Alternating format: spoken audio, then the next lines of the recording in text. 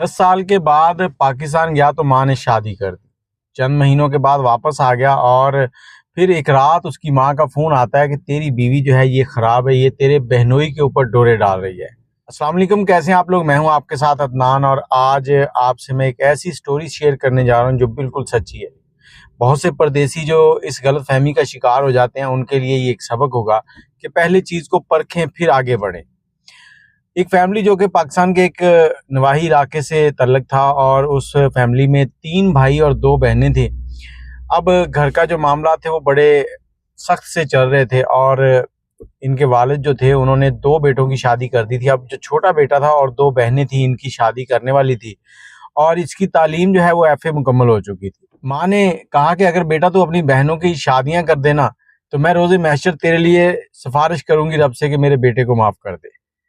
अब ये जज़्बाती सा माहौल और बेटा वैसे भी माँ-बाप के फर्माबरदार था, उसने कहा चलो ठीक है। अब उसने तालीम छोड़ी और काम शुरू कर दिया। अब छोटे-मोटे काम से क्या बनता, बस इधर-उधर घर के हालात बड़े मुश्किल होते जा रहे थे और ये लड़का कहता है कि मेरे वालिद साहब अक्सर किसी न किसी से कभी बिजली का बिल या कोई भी ऐसा मामला आना, कोई दूध वाला आ गया, तो किसी रिश्तेदार से किसी से को 500 हज़ार उधार ले रहे होते थे। तो कहता कि मेरे वालिद साहब के एक दोस्त थे तो उनसे उनकी मुलाकात हुई, उन्होंने कहा कि तुम अपने बेटे को बाहर क्यों नहीं भेजते? तो मेरे वालिद साहब ने कहा कि फिर कैसे भेजें? उसने कहा जी आप इतने पैसों का बंदोबस्त करें, बाकी के पैसे उधर जाके देने हैं, तो मैं आपके बेटे को ले जाऊँगा। तो मेरे वालिद साहब ने हामी भर ली और हमारा एक 3 मरले का प्लॉट था, मेरे वालिद साहब ने वो 3 मरले का प्लॉट बेचा और इस लड़के का नाम जो है वो रियाज़ था। रियाज़ कहता है कि वो प्लॉट बेचने के बाद मेरे वालिद साहब ने मुझे सऊदीया भेज दिया। मैं घर से बड़े जज़्बाती से अंदाज़ में और सफ़र के दौरान भी बड़े जज़्बात कि मैं अब अपने घर की हर चीज़ बदल दूँगा, अपने घरवालों के हालात, उनका रहन-सहन हर चीज़ बदल जाएगी, मैं इतना पैसा कमाऊँगा। अब कहता है जैसे ही मैं सऊदीया पहुँचा तो वहाँ पर पहले 1-2 दिन तो मुझे कुछ नहीं, मतलब एक मेहमान की तरह ट्रीट हुआ और उसके बाद मुझे काम पर भेजना शुरू कर दिया गया। काम पर भेजने लगे तो कहते मैं कोई प्रोफ़ेशनल कारीगर नहीं था किसी भी चीज़ का। मुझे कहीं भी कंस्ट्रक्शन के ऊपर भेज दिया जाता, कहीं रंग हो रहा है वहाँ भेज देते, कभी कहीं। तो 2 से 3 महीने में ये काम करता रहा। अब 2 से 3 महीने काम करने के बाद मुझे कुछ अरसे के लिए वेल्डिंग वालों के साथ भी छोड़ दिया गया। जब वेल्डिंग वालों के साथ छोड़ा गया तो फिर भी मतलब कुछ भी ऐसा ख़ास नहीं था जो मैं कर सकता। उसमें मेरी आँखें सूजने लगी तो मुझे उन्होंने उनसे अलग कर दिया। अब वक़्त गुज़र रहा था और मैं जो पैसे कमा रहा था वो इतने ही थे कि मैं थोड़े बहुत पैसे घर भेजता और थोड़े बहुत खुद खा लेता। 3 साल का अरसा ऐसे ही गुज़र गया। कभी इधर काम, कभी इधर काम, कभी वो काम, मतलब परमानेंट मेरा कोई काम नहीं था। मुझे काम आता ही नहीं था, ना कोई डिग्री थी और वेल्डिंग वाला काम जो छोड़ा था वो भी इसी वजह से छूट गया था कि मेरे पास जब तक डिग्री नहीं है मैं वेल्डिंग नहीं कर सकता। तो मैंने काम करने में कोई कोताही नहीं छोड़ी, लेकिन 3 साल के दौरान मैं 1 लाख रुपए सिर्फ़ जोड़ सका। अब 1 लाख रुपए मेरे पास थे और मेरी वालदा जो है वो कहती थी कि तुम्हारी बहनों की शादियाँ करनी है। मैं बहुत परेशान था और इसी दौरान मुझे एक हाजी साहब मिले, लाहौर से उनका तल्लक था और हाजी फ़याज़ उनका नाम था। रियाज़ कहता है कि फ़याज़ साहब जो है ना वो मेरे साथ बैठे हुए और मुझसे उन्होंने कुछ देर गपशप की और उन्होंने मुझे कहा कि तुम ड्राइविंग लाइसेंस ले लो। रियाज़ कहता है कि मैंने हाजी साहब से कहा कि वो कैसे? उन्होंने कहा देखो ऐसे-ऐसे होगा, मैं कुछ ना कुछ अखराजात तुम्हारे लिए अरेंज कर दूँगा, तुम ड्राइविंग लाइसेंस ले लो। कहता मैंने कोशिश की, उसके बाद ड्राइविंग लाइसेंस का इम्तिहान हुआ, जो भी है वो मैंने पास कर लिया और मुझे लाइसेंस मिल गया। लाइसेंस मिलने के चंद दिनों के बाद मुझे जॉब मिल गई। अब जो मेरी जॉब थी वो ये थी कि मैंने सुबह उठना है, गाड़ी चलानी है, गाड़ी चलाने के बाद मैं गाड़ी जो है उसको शिरकत तक, जहाँ तक कारीगरों ने काम करने जाना होता है शिरका, वहाँ पर ले जाता।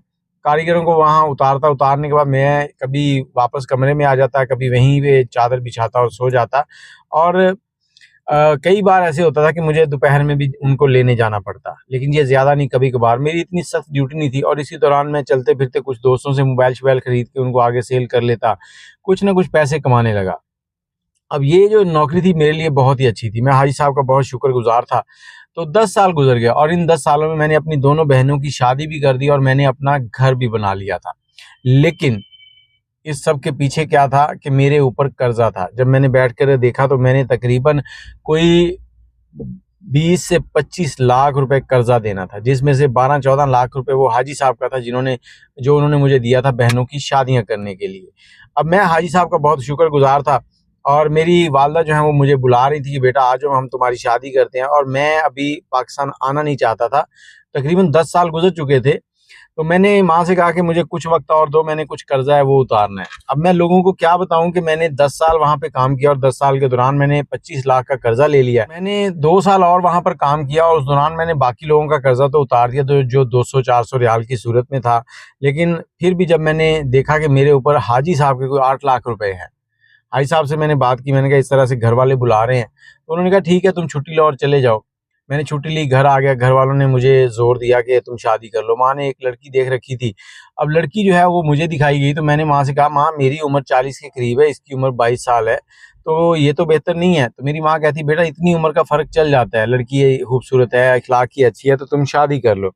लेकिन मैं शादी करना नहीं चाहता था, मेरे घर वाले ज़ोर डाल रहे थे। मुझे परेशानी थी कि मैंने हाजी साहब का कर्जा भी देना है, बहुत से और मामलात हैं जिनको मैंने सेट करना है, लेकिन मेरे घर वालों का ज़ोर जो है वो बहुत ज़्यादा था, प्रेशर था मेरे ऊपर। मैंने हाजी साहब को कॉल किया, हाजी साहब से कहा कि हाजी साहब ये देखें इस तरह से मेरे घर वाले कह रहे हैं।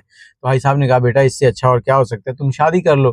तो कहता है कि मैंने हाजी साहब से कहा हाजी साहब मैंने कर्जा देना है, मैं शादी कैसे कर सकता हूँ। तो हाजी साहब ने कहा कि बेटा देखो कोई बात नहीं है, तुम शादी करो, बाकी देखा जाएगा। कहता मैंने शादी की, शादी पर हाजी साहब ने कोई 10 लाख रुपए और मुझे कर्ज दिया। मैंने बड़ी धूमधाम से शादी कर ली। उसके बाद मैं अपनी बेगम के साथ था। शादी के बाद हाजी साहब का मुझे फ़ोन आया और उन्होंने कहा कि बेटा देखो तुम सऊदी अरब आने को रहने दो। मेरा मशवरा यही है कि तुम वहीं पर कोई छोटा-मोटा काम करो और अपनी ज़िंदगी गुज़ारो। उसने मुझे कहा कि हाजी साहब देखें मैंने आपका कर्ज़ा देना है, ये है, वो है, इतना ज़्यादा है। तो हाजी साहब ने कहा बेटा देखो कर्ज़े हैं वो चलते रहेंगे। वो अल्लाह ने चाहा तो तुम कहीं न कहीं से अरेंज कर लोगे। बाकी कोई मसला नहीं है, तुम सऊदीया आने को रहने दो। लेकिन रियाज़ की जो वालदा और भाई और बाप था उन्होंने कहा बेटा तुम ऐसे करो कि जाओ। तुम वहाँ जाओगे, हमारे हालात सही रहेंगे, सब कुछ ठीक हो जाएगा। और तकरीबन 5 से 6 महीने इसने वहाँ बीवी के साथ गुज़ार लिए थे। और कहता कि फिर मैंने टिकट करवाई और वापस जाने का इरादा बनाया। इरादा यही था कि 2-3 साल लगाऊँगा, उसके बाद वापस आ जाऊँगा। जिस दिन फ्लाइट थी, मेरी बीवी मेरे साथ एयरपोर्ट आई, मेरी वालदा थी, बहनें थीं, सब थे। सब बड़े खुश थे, लेकिन मैं और मेरी बीवी जो है हम दोनों अफ़सरदा थे। मेरी बीवी की आँखों से आँसू टपक रहे थे और उसे देखते हुए मैं भी सब्र ना कर सका और मैं भी रोने लगा। मेरी बीवी मुझे एयरपोर्ट पर गले मिली और उसने बार-बार यही कहा कि तुम इस टिकट को कैंसल कर दो, नहीं जाओ, मेरा तुम्हारे बगैर दिल नहीं लगेगा।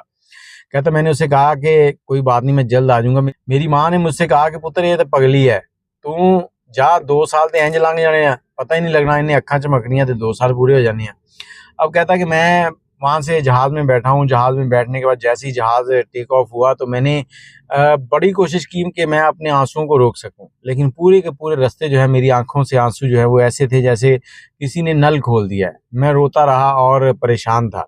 आगे जैसे ही मैं एयरपोर्ट पे उतरा हूँ तो हाजी साहब ने ड्राइवर भेजा हुआ था, हाजी फ़याज़ साहब, तो ड्राइवर मुझे ले गया। मैं वहाँ गया हूँ, वहाँ जाकर मैं कमरे में चला गया हूँ। तकरीबन 12-16 घंटे मैं कमरे में कमरा बंद करके रोता रहा हूँ। बीवी की याद आ रही थी। बीवी को मैंने फ़ोन कर दिया था वहाँ पहुँचते ही कि मैं पहुँच गया हूँ। बीवी भी इधर रो रही थी कि उसका दिल नहीं लग रहा। तो मैंने ये बहुत ही परेशानी के दिन गुज़ारे। अब मैंने उसके बाद बीवी को समझाया, कुछ अपने दिल को समझाया और मैंने काम शुरू कर दिया। रियाज़ साहब जो हैं उनको, फ़याज़ साहब जो हैं उनको भी मैंने कुछ बात बताई। उन्होंने मुझे तसल्ली दी, बेटा कोई बात नहीं, जल्द ये 2 साल गुज़र जाएँगे फिर चले जाना। मैंने मेहनत की और कर्ज़ के पैसे जो हैं वो उतारने शुरू कर दिए। अब कोई 1.5 साल गुज़र चुका था कि मेरी माँ की एक दिन मुझे कॉल आई कि तुम्हारी बीवी जो है ये सुबह देर से उठती है। मैं बीवी से पूछता, बीवी कहती है इस तरह नहीं, इस तरह है। बीवी मुझे जो जवाब देती थी वो बड़ा रीज़नेबल और तसल्ली वाला होता था। फिर जब मैं माँ से पूछता था, माँ वो जवाब सुनने के बाद बीवी से लड़ाई करती थी कि तू मेरी शिकायतें लगाती है। और कुछ दिन गुज़रे तो मेरी माँ ने मुझे कहा कि हमने दूध इस्तेमाल करना होता है, तेरी बीवी दूध अपने कमरे में रख लेती है। तो कहता मैंने अपनी बीवी को फ़ोन किया तो बीवी ने कहा देखें ऐसे नहीं है, गर्मी चल रही है, किचन में दूध पड़ा होगा तो ख़राब हो जाएगा, फ्रिज मेरे कमरे में पड़ी है तो मैं उसमें रख लेती हूँ। तो मैंने अम्मी को कहा, अम्मी खामोश हो गई। 2 दिन के बाद फिर अम्मी का फ़ोन आया कि ऐसे करो कि फ्रिज हमारे कमरे में रखो। बच्चियों ने आना होता है, हम उनके लिए चाय-शाय बनानी हो, दामाद ने आना हो तो हम क्या करें? तो कहता मैंने बीवी से कहा कि फ्रिज उधर रखवा दो। कहता मेरी बीवी ने कहा कि देखें फ्रिज मेरे माँ-बाप ने दी है कि ये मेरे पास रहती, लेकिन अगर आप कहते हैं तो मैं आपकी वालदा के कमरे में इसे छोड़ आती हूँ। तो उसने फ्रिज उठाया और अम्मी के कमरे में छोड़ दिया। अब मामला तो इसी तरह से चल रहे थे तो एक दिन फिर मेरी माँ का फ़ोन आया कि माँ कहती कि बेटा तेरी बीवी जो है ना ये ठीक नहीं है। तो मैंने कहा क्या हुआ? तो मेरी वालदा कहती कि ये सारी रात ऑनलाइन रहती है, पता नहीं किससे बातें करती रहती है। इधर-उधर चैट चल रही होती है, दिन में भी मोबाइल, रात को भी मोबाइल। तो कहता मैंने अपनी बीवी को फ़ोन किया, उससे पूछा कि ये क्या मामला है जो तुम सारी रात ऑनलाइन रहती हो?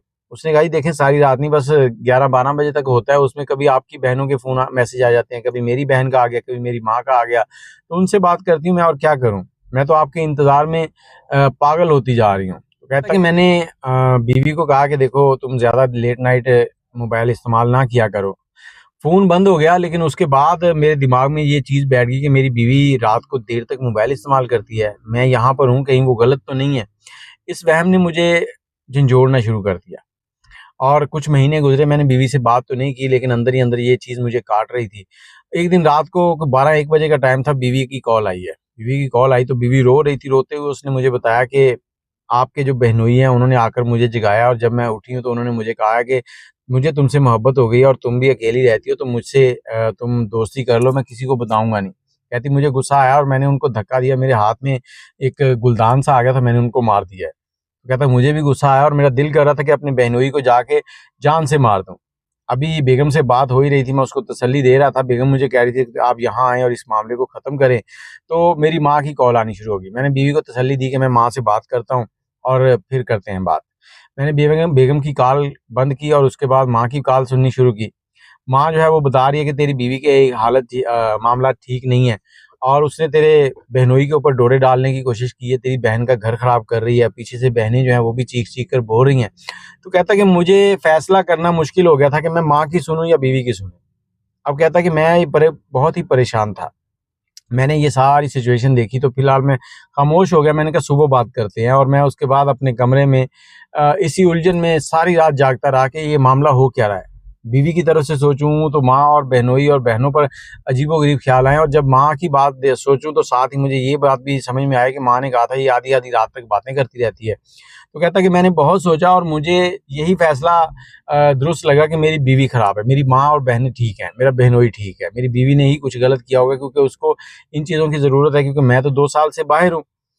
अब कहता है कि मैंने अपनी बीवी को समझाना शुरू किया, और इसी दौरान मेरी माँ कहे कि इसको जो है ना वो तुम तलाक दे दो।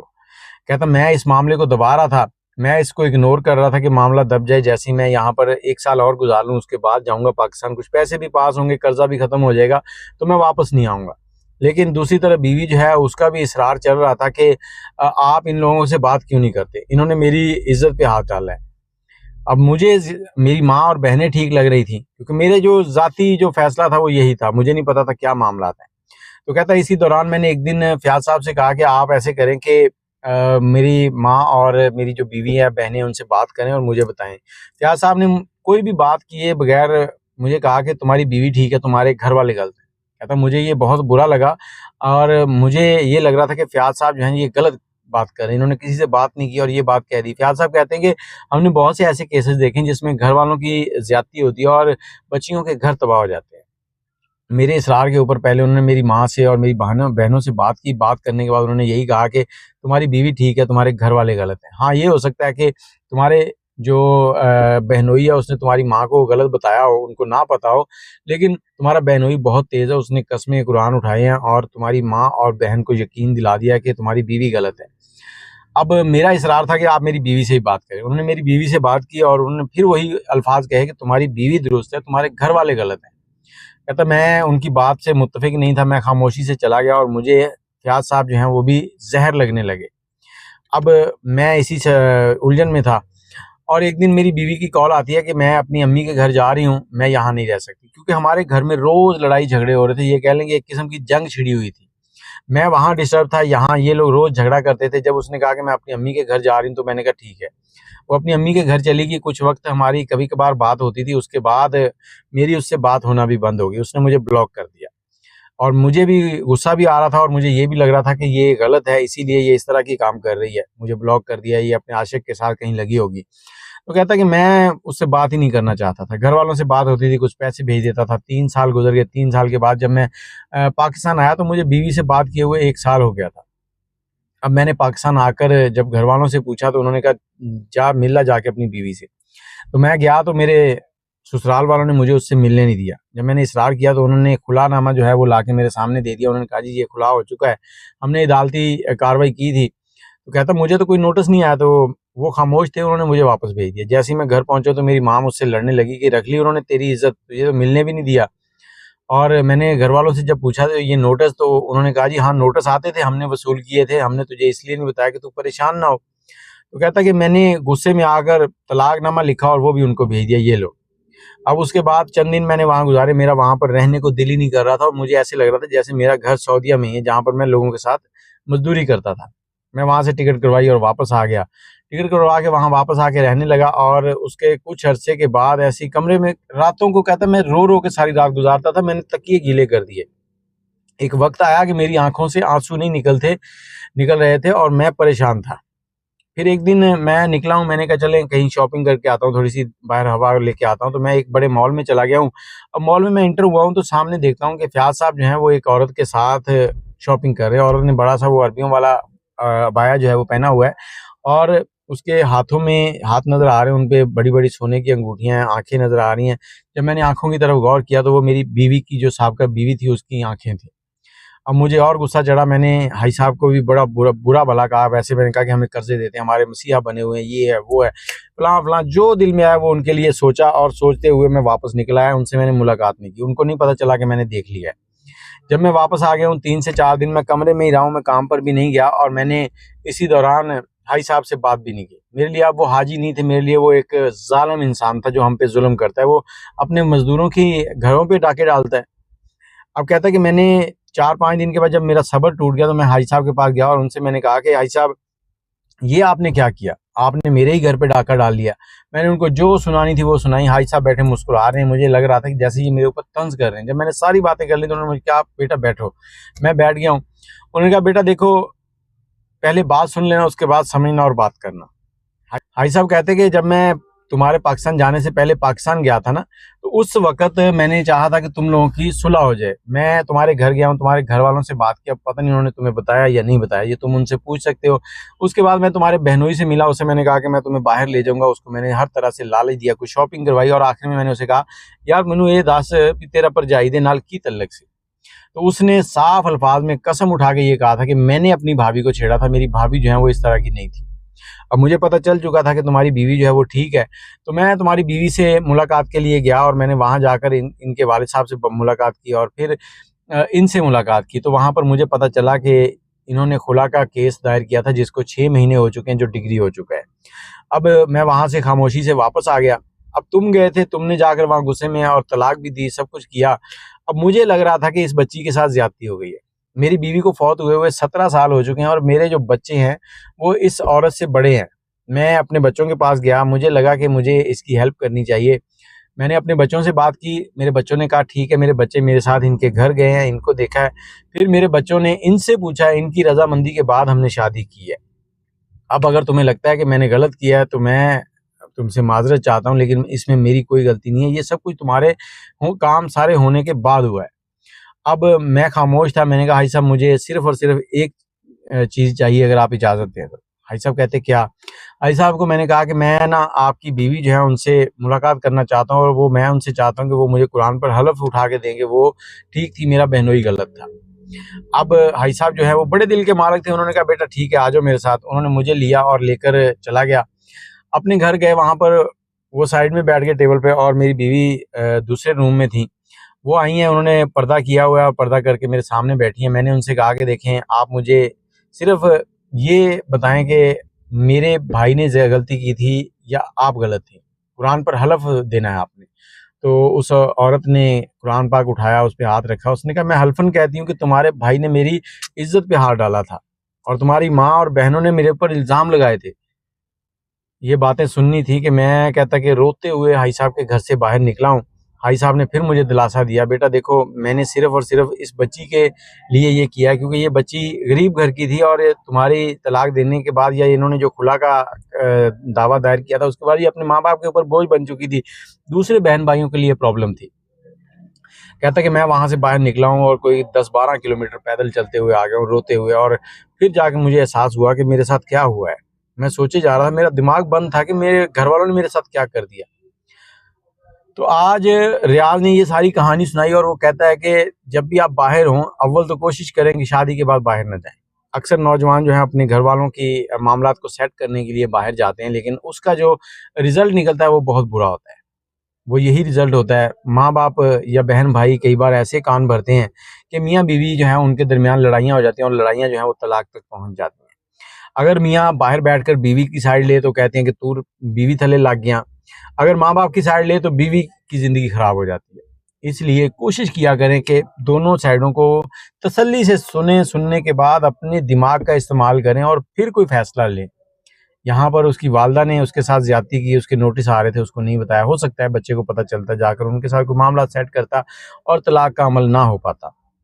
बाकी आप अपनी राय ज़रूर दीजिएगा और हर परदेसी के लिए दुआ करें कि उसके मामला ठीक रहें। मुझे इजाज़त दें। अल्लाह हाफ़िज़।